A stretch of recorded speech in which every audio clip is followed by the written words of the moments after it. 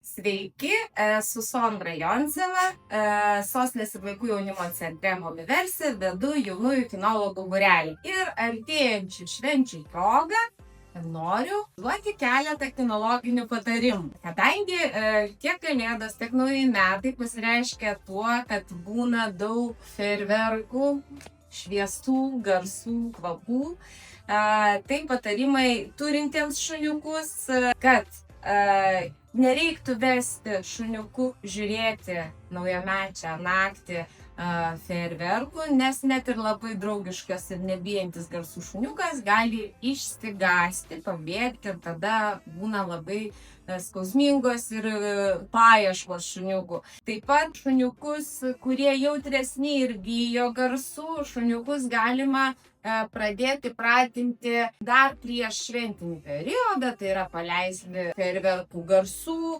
per YouTube kanalą, paklausyti tų garsų, duoti šuniukui skanukų, girdint tos garsus, kad šuniukas nusijautrintų ir ne taip labai bijotų. Dar vienas būtų iš patarimų šventinių laikotarpių, kad natūralu, kad būna daug maisto ant stalo, visokie skanūs ir taip toliau maistai ir šuniukai, kartais kačiukai netgi, kartais labai norisi tuos savo augintinius pavaišinti arba svečiai nori pavaišinti. Tai yra labai svarbu, kad ne viskas šunis, tai kas skanu žmogui ar tinka žmogui, kad gali tikti šuniukui.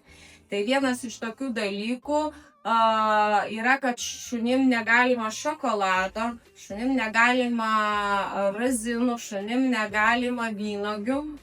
Jie gali nuo tos labai subloguoti ir gali baigtis liūdnai. Taip pat ne visi pyragai, tortai irgi tinka, nors kartais šuniukam patinka saldėsiai, bet būna tam tikros medžiagos, dirbtiniai saldikliai, kurie irgi kenkia šuniukam. Tai reiktų šitą išvengti. Taip pat įvairūs vištų, jeigu suvalgėt vištą, liko šlaunelės kaulelis, irgi nereikėtų duoti, nes jie plyšta aštriam pleišiniam ir šuniukas gali susižeisti žarnyną. Dažnai namų aplinką taip pat puošiame įvairiais augalais kalėdiškais. Vienas iš tokių augalų yra puansetija ir šitas augalas yra nuodingas gyvūnam. Tai tą augalą reiktų pakelti namų aplinkoje toliau, kad šuniukai ar kačiukai jo nepasiektų, neatsikastų, neparaugautų ir neapsinuodytų. Taigi, linkiu gražių ir linksmų švenčių